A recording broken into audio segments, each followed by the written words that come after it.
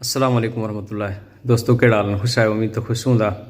जीअं त मां सनाउल्लाह सानी खुवारो पंहिंजी ID तां तव्हां सां मुखातिबु आहियां। नंढिड़ो मैसेज हुयो शेर जे हवाले सां, हिकिड़ो शेर मां अपलोड कंदुसि।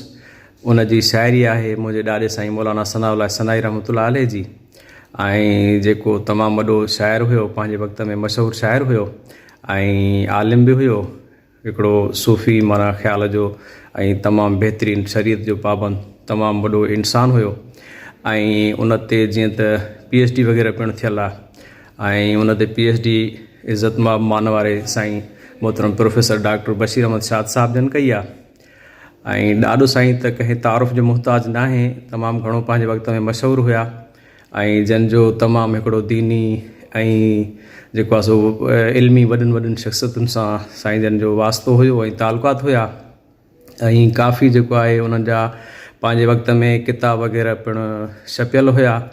उन्हनि किताबनि मंझां काफ़ी नाला आहिनि जेके मिसाल तौरु जीअं उन्हनि जो किताबु हुयो ख़ुतबात सनाई, अशार सनाई ऐं तुर्की टोपी, रत जो दरियाह ऐं मुख़्तलिफ़ नाला आहिनि किताबनि जा, जिन मां मशहूरु जेको आहे घणो मुला मवाली ऐं जीअं त ख़ुतबात सनाई या मौलूदनि जो गुलदस्तो आहे ऐं काफ़ी उन्हनि जा अणछपियल या छपियल किताब पिणु हुया ऐं काफ़ी उन्हनि जो दीनी ख़िदमतूं आहिनि।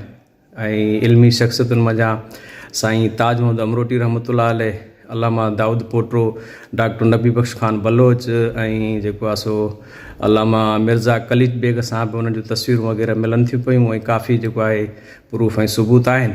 बहरहाल तमामु वॾो शाइर हुयो। उन्हनि जो शेर आहे जेको मां पढ़ियो आहे त उहो तमामु बहितरीनु शेर आहे।